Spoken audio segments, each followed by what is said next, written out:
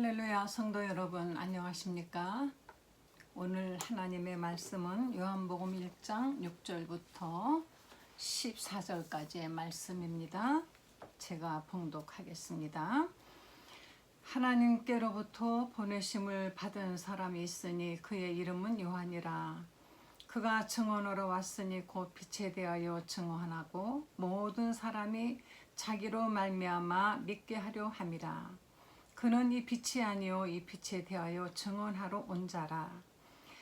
참빛 곧 세상에 와서 각 사람에게 비치는 빛이 있었나니 그가 세상에 계셨으며 세상은 그로 말미암아 지은 바 되었으되 세상이 그를 알지 못하였고 자기 땅에 오매 자기 백성이 영접하지 아니하였으나 영접하는 자 곧 그 이름을 믿는 자들에게는 하나님의 자녀가 되는 권세를 주셨으니 이는 혈통으로나 육정으로나 사람의 뜻으로 나지 아니하고 오직 하나님께로부터 난 자들이니라. 말씀이 육신이 되어 우리 가운데 거하심에 우리가 그의 영광을 보니 아버지의 독생자의 영광이요 은혜와 진리가 충만하더라. 아멘.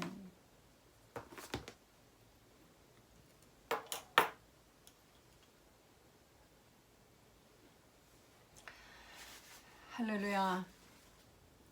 하나님은 우리 모든 사람을 똑같이 사랑하시고 계십니다.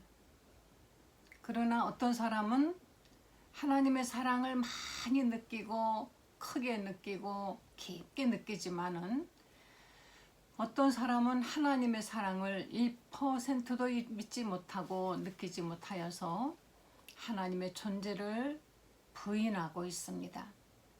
그들이 악해서가 아니라 그들이 하나님을 느끼지 못하기 때문인 것입니다. 아무리 내가 누군가를 사랑해도 그 사람이 내 사랑을 알지 못하면 어쩔 수 없는 거죠. 부모님은 자식을 낳아서 나름대로 최선을 다하고 사랑하지만 어떤 자식은 그렇게 말하죠. 나는 부모님이 나를 사랑하는 것 1%도 느끼지 못했다. 나를 위해서 해준 것 뭐 있느냐 하고 원망하는 자식들이 많습니다. 그럴 때 부모님 마음은 정말 아프고 쓰라리죠. 하나님은 정말 우리를 누구나 똑같이 사랑하시기 때문에 그래서 하나님은 바로 당신을 이 땅에 오신 예수 그리스도 그를 빛으로 말씀하고 계시는 것입니다. 저는 요한복음을 이렇게 읽으면서 전에도 느꼈지만은 어쩌면 요한은 이렇게도 섬세하게 하나님을 알 수 있었을까? 그냥 자기의 느끼는 주관적인 생각 없이 예수님이 하신 일을 기록한 다른 복음서하고는 너무나 많이 다르게 요한은 하나님은 말씀이라고 했고 그 말씀 안에는 생명이 있다 그랬으며 그리고 이 생명은 바로 우리들의 빛이라. 빛이라는 것은 얼마나 우리에게 중요한 것이며 공평한 것인가. 우리가 빛이 없으면 어떻게 살겠습니까? 비가 한 2, 3일만 오고 해가 안 나도 굉장히 힘들죠? 제가 식물을 좀 길러보면은 식물에게 절대적으로 필요한 것은 빛이에요. 아무리 영양분을 많이 주어도 물을 많이 주어도 다 소용없습니다. 일단 빛만 잘 들면. 그래서 제가 집에서 아무리 열심히 어떤 그런 식물을 길러도 밖에 저 바깥에 내팽개쳐지듯이 있는 그것이 훨씬 더 건강하고 잘 자라는 걸 볼 때 이렇게 빛은 우리에게 소중하구나 하는 것을 알 수가 있습니다. 요한은 하나님은 빛이라. 이 빛이 세상에 계셨으며 세상이 그로 말미암아 창조되었으되 세상은 그를 알지 못했다. 이 세상에 빛이 원래 계셨다.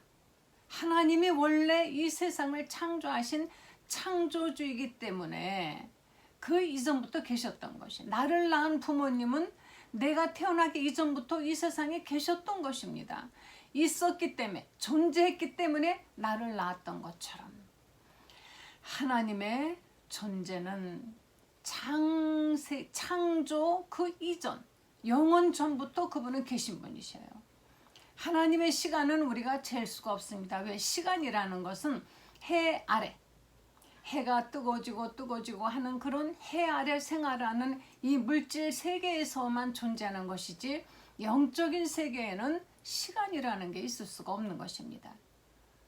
하나님의 나이가 몇 살일까요?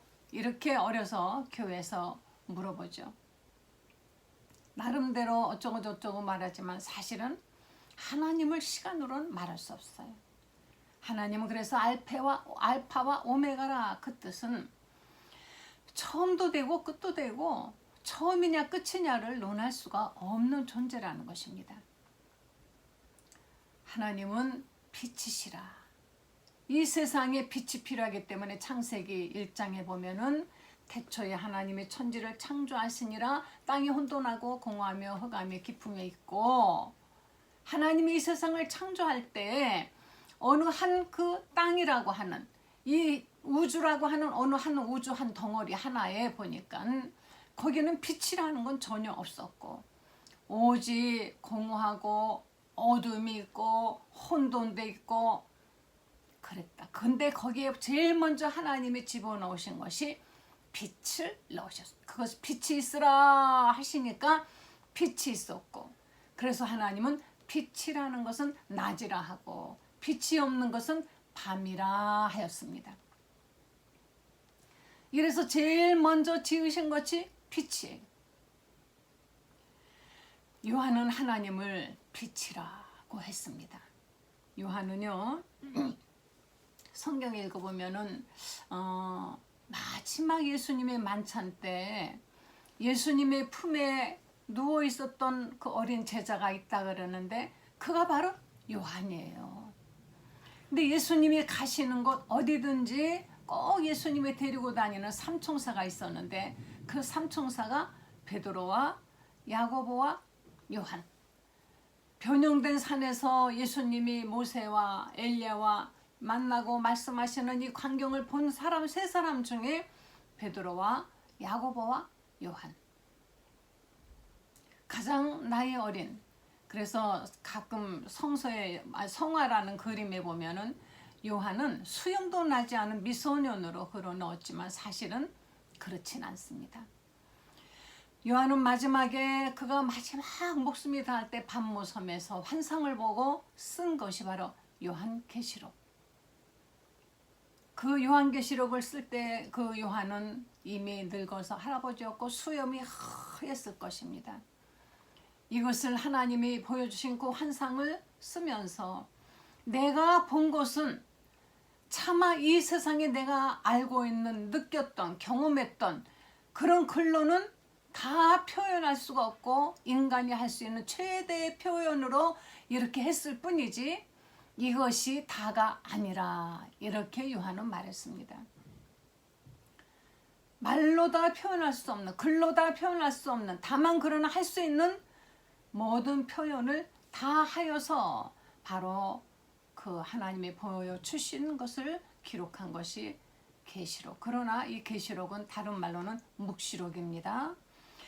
복음서는 나가서 전파라는 것이지만은 묵시록은 이것을 복음이라고 나가서 전하다 보면은 때로는 너무 지나치게 어떤 그런 신비주의적이며 예언적인 것이 있기 때문에 해석하는 사람에 따라서 각각 다르죠. 우리가 꿈을 꾸고 나서 뭔가 꿈이 참 자꾸 생각이 나서 이렇게 물어보면 해몽이 다 제각각 아닙니까? 꿈도 하물며 그렇거든요. 하나님이 보여주신 이 세상을 어떻게 다 우리가 다 그대로 요한이 다 표현을 못했다면 역시 해석도 어려운 것이에요. 어쨌든 요한복음은 마지막 반모섬에서 요한계시록을 또 썼습니다. 이 요한은 예수님이 십자가에서 죽으실 때 제자들이 다 도망갔는데 마지막 예수님이 엘리 엘리 나바 사박다니 하시면서 돌아가시기 직전까지 바로 예수님을 낳은 모친 마리아와 함께 예수님의 십자가 아래서 그 예수님의 죽어가심을 처절히 지켜본 제자입니다. 예수님께서 요한을 보시면서 말씀하시니 내 어머니니 이제 내가 섬기라. 그래서 마지막으로 예수님은 당신을 낳아주시고 길러준 그 모친 마리아를 제자에게 부탁을 하고 그리고 목숨이 떠났습니다. 예수님의 마지막 만찬 때 제자들이 쭉 있어도 가장 가까운 데 있었던 제자가 요한이에요. 저는 이 요한이 부럽습니다. 무엇보다 예수님과 제일 가까이 있었고 예수님의 심장 소리를 들을 수 있었고 예수님이 어떤 분인가 하는 것을 예수님의 음성을 하나도 놓치지 않고 누구보다 늘 들을 수 있었던 사람이기 때문에 예수님이 가는 곳마다 함께 동행할 수가 있었던 것입니다. 성경에 보면 예수님이 베드로와 야고보와 요한을 데리고 했는데 저는 그때 너네들 다 여기 있어. 너만 나와 하고 뽑아 가셨을까? 아니면 다른 사람들은 예수님을 그렇게 쫓아가려고 하지 않았지만 3명은 끝까지 어디를 가든지 예수님이 어디를 가든지 놓치지 않고 따라다녔을까? 저는 예수님을 사람을 편애하지 않으시는 분으로 확실히 믿고 있습니다. 예수님을 끝까지 따라가겠다고 하는데 예수님이 그를 쳐내실 리가 없어요. 그러나 베드로와 야고보와 요한은 예수님을 끝까지 따라다닌 사람들이었어요. 그래서 성경에 보면은 마태복음, 마가복음, 누가복음에 없는 그런 것들이에요. 그리고 없는 말씀들이 요한복음에 있다는 것입니다. 이제부터 우리는 요한복음을 통하여서 정말 우리가 너무 깊고 오묘한 누구에게도 들려주지 않았던 누구도 알지 못했던 하나님의 말씀을 우리는 이제 들으러 갈 거예요. 그 2000년 전에 말씀하셨던 예수님의 음성은 지금도 우리에게 들려진다고 믿으셔야 되고 지금도 나에게 하신다고 믿으셔야만이 되며 예수님을 요한이 그렇게도 사랑해서 늘 따라다녔던 것처럼 예수의 사랑하는 자라고 요한은 스스로 자기 자신을 예수님이 사랑하는 자라고 이렇게 말했어요. 여러분 자신이 하나님의 사랑하는 자라고 이렇게 말할 수 있습니까? 주님 기도할 때 주님 뭐 달라고만 할 게 아니라 주님 나를 정말 사랑해 주셔서 감사합니다. 그 사랑에 우리가 이렇게 감사하는 마음으로 감사의 고백을 할 수가 있다면 여러분은 정말 예수님이 사랑하는 자요 또 예수님을 사랑하는 사람일 것입니다. 가끔 가다가는 맨날 달라고만 하기도 너무 바쁜 것 같아서 저도 고백을 좀 덜 할 때가 있지만 그래도 몇 마디라도 주님 사랑합니다. 주님은 나의 사랑입니다. 주님 나를 사랑해 주셔서 감사합니다. 내 생활 속에서 작은 것에서부터 나를 사랑하시는 것이 느껴지면은 그 주님과 여러분은 가까운 것이에요. 자식들이 부모가 뭐 엄청난 재산을 줘야만이 사랑하는 건 아니지 않습니까? 어려서부터 부모님이 해왔던 그 작은 눈빛에서 어떤 그냥 보통 오고 가는 평범한 대화 속에서 어떤 습관 속에서 거기서 부모님의 사랑을 느낀 것이 누적이 되어서 점점점 누적이 되고 그것이 이제 장성해질 때에는 굳이 말하지 않아도 부모님은 나를 사랑으로 길렀다. 이것을 바로 확신하게 되는 것 아닙니까? 나를 정말 사랑하나 어디 보여줘봐 꼭 이래야 사랑인지요. 서양 사람들은요 부모 자식 간에 또 이렇게 부부 간에도 하루 종일 I love you darling honey 뭐 난리법석입니다. 근데 우리나라 사람들은 그런 말을 잘 안 하죠. 사랑의 소리 요즘 사람들은 잘 하지만 한국 사람들 대다수가 그래요. 결혼하기 전에는 사랑해 뭐 난리를 치는데 딱 결혼하고 나면은 그다음부터는 그렇게 안 한답니다. 그런데 꼭 그 말을 해야만이 사랑을 느낀다고 한다면 그건 문제가 있는 것이에요. 하는 행동을 보면은, 눈빛을 보면은, 그동안에 살아왔던 그 모든 것들을 본다면은 부모님은, 엄마 아빠는 나를 사랑해, 내 아이들은 나를 사랑해, 부부간에 서로 사랑한다는 것을 느낄 수 있어야만이 되는 것이지, 말은 아무리 많이 해도 뭔가가 느끼지 못하면, 성경 말씀을 읽기는 읽었는데 듣기는 들었는데 하나님의 사랑을 느끼지 못한다면은, 하루 종일 I love you, darling, 뭐 하니 그러다가 갑자기 딱 이혼하고 남처럼 헤어지는 그런 외국 사람들처럼, 이 우리가 성경에서 예수님의 사랑을 마냥 느끼지 못한다면은, 여러분 다시 한번 하나님은 어떤 분이신가, 하나님은 나를 어떻게 사랑하셨나, 이렇게 찾으려고 하시면서 기도하셔야 됩니다. 하나님의 사랑을 느끼게 해주세요. 깨닫게 해주세요. 작은 것에도 하나님이 나를 정말 사랑하셨어. 별거 아닌 건데도 내가 기도하니까 하나님이 나를 도와주셨어. 내 기도를 들어주셨어. 내 주위에, 내 눈엔 보이지 않지만은 나를 호위하는 하나님이 보낸 천사들이, 하나님의 눈이 나를 지켜보고 계셨어. 어린 자식이 학교 간다고 집을 나설 때 저는 옛날에 아파트에서 이렇게 내다봅니다. 아이가 한참 멀어 가는 그 뒷모습 안 보일 때까지 봐도 어쩌면 그렇게 사랑스럽고 귀여운지. 바로 그게 부모님의 사랑이에요. 아이들은 모르죠. 그러나 바로 부모 마음은 그런 것입니다. 학교 운동장에 뭐 운동이 한다 뭐 한다 그럴 때 한번 이렇게 가서 보면은 똑같은 옷을 입고 똑같은 모자 쓰고 똑같은 신발 신고 똑같은 일을, 행동을 하는데도 거기서 내 자식은 한 번에 알아보고, 그날 학교에서 무슨 일이 있었는지 아무것도 기억이 안 나요. 내 자식이 무엇을 했나, 그것만 선명하게 영화처럼 머릿속에 기억이 되고 떠오르는 것처럼, 하나님은 이 세상에 모든 많은 사람들이 있고 모든 만물이 있지만은 아무리 권세 있고 돈 많고 잘난 사람들이 있어도 하나님 거기에 관심 없습니다. 비록 똑똑하지 못하고 부자가 아니고 아주 지극히 평범하다 할지라도 하나님 아버지는 자식에게만 관심이 있습니다. 할렐루야. 할렐루야. 하나님은 하나님의 자식에게만 하나님은 관심을 가지고 보고 계셔요.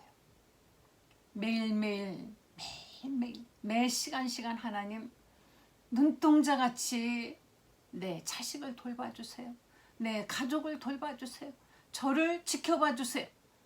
이렇게 우리가 기도하면서 늘 살아간다면 하나님께서는 이렇게 사랑의 눈으로 야고보와 요한, 베드로와 요한, 그 세 사람이 늘 주님을 붙잡았던 것처럼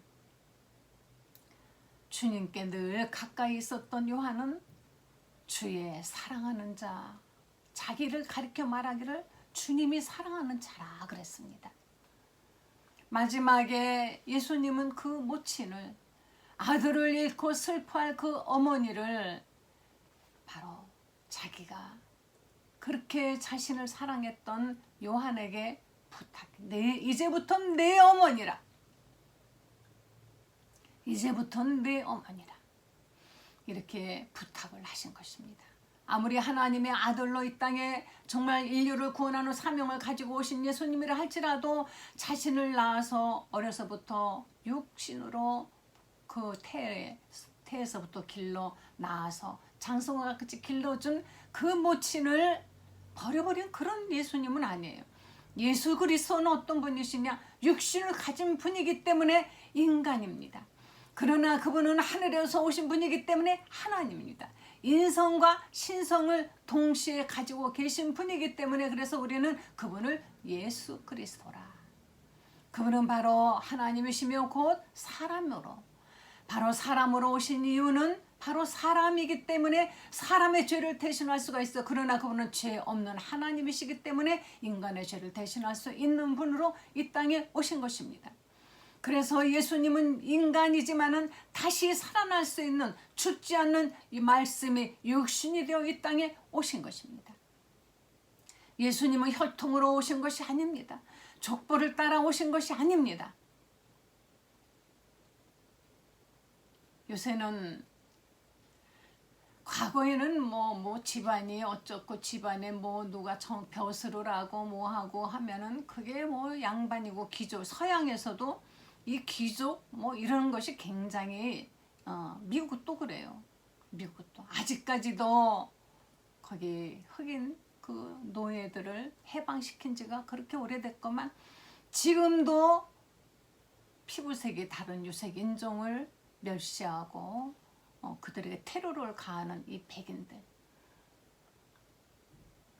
우리나라도 그렇죠. 요새는 이제는 어떻게 바뀌었느냐. 요새는 그 집의 재력과 또는 세상적인 어떤 권력과 이런 것이 얼만큼 있느냐 이런 것들을 따지고 그것도 저것도 다 가지고 나면 그 다음에는 명예를 갖기 위해서 그래서 학위도 따려고 애쓰고 또 뭔가 어떤 사람들이 알아주는 직분을 가지려고 노력을 합니다.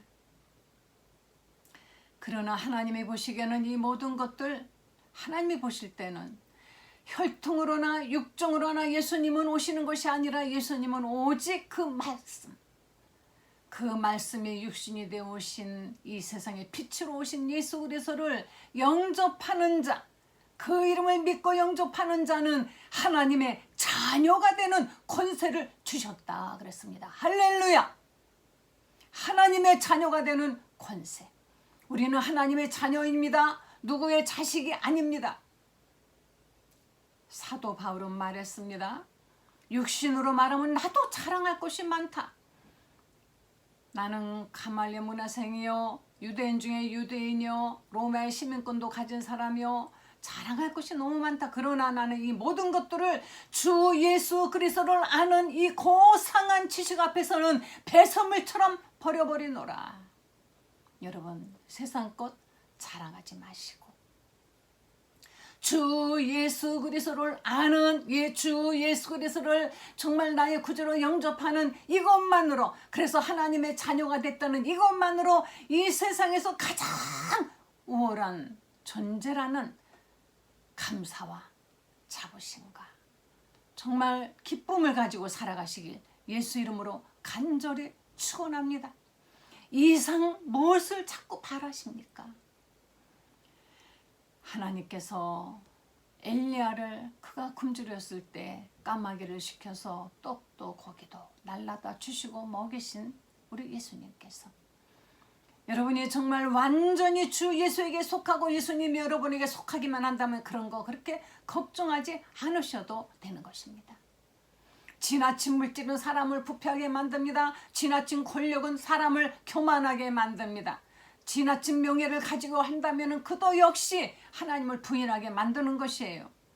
모든 것은 너무 지나치면 안 되는 것이고 이런 것을 주신다 할지라도 그것을 지배할 능력이 있다면 하나님이 주시는 것이나 그것으로 인하여서 오히려 바로 주 예수 그리스도를 허은 신짝처럼 버려버릴 수 있다면 하나님은 사랑하신다면 안 주셔요. 사랑하는 자식이 칼도 쓸 줄 모르는데 칼을 주는 그런 부모 없는 것처럼 쓸 줄 알 때, 다스릴 줄 알 때, 다룰 줄 알 때 하나님이 주신다는 겁니다. 영접하는 자, 그 이름을 믿는 자들에게는 하나님의 자녀가 되는 권세를 주셨으니 이는 혈통으로나 육정으로나 사람의 뜻으로 난 것이 아니라 하나님의 뜻으로 난 것이니라. 하늘로부터 오신 영원한 생명의 빛이 되신 주 예수 그리스도를 이 시간 여러분의 구주로 다시 한번 가슴속에 깊이 품으시고 예수님의 그 생명의 빛이 여러분 안에서 새로운 사람으로 또 거듭나는 정말 놀라운 역사가 여러분들에게 있으시기를 간절히 축원합니다. 이 시간 마음속에 다짐하십시다. 나는 하나님의 자녀다. 나는 하나님의 자녀다. 나는 하나님의 자녀다. 나는 하나님의 자녀다. 자녀라는 건 뭡니까? 가장 귀한 것이에요. 절대 놓칠 수 없어요. 버릴 수 없어요. 누가 해코지 않도록 내버려 둘 수 없습니다. 나는 하나님의 자녀다. 하나님의 여러분을 자녀로 정말 귀히 여기신다면 하나님이 언제나 내 편이 되시는 것입니다. 기도하시겠습니다. 하나님 감사합니다. 우리를 이렇게 하나님의 자녀가 되게 해주셔서 감사드립니다. 주 예수 그리스도의 이름을 믿고 영접하여 하나님의 자녀가 된 우리들은 누구보다 하나님과 가까운 자들이요 하나님의 귀히 여기시는 자들이니 이제부터는 모든 것을 하나님께 맡기고 감사와 기쁨 속에 살아가며 이 놀라운 복음을 전하는 저희들 되게 해주시길 원합니다. 우리 주위의 한 영혼이라도 우리가 게을러서 세상으로 가지 않도록 하나님 우리들에게 사명과 주님을 사랑하는 마음과 그리고 주위 사람들을 이웃을 사랑하는 마음이 있게 하여 주시옵고 사랑하는 자녀들 하나님 늘 지켜주시고 이 코로나 전국에서 하나님 건강하게 해주시고 경제적으로도 축복해 주시기를 모든 일이 다 형통케 하시고 이 나라를 축복해 주시기를 모든 교회들에게 힘을 주시기를 성령의 역사가 있게 해주시기를 간절히 바라오며 예수님의 거룩하신 이름으로 기도했습니다. 아멘. 할렐루야. 나는 하나님의 자녀다. 이런 자부심으로 사시기를 예수 이름으로 간절히 축원드립니다.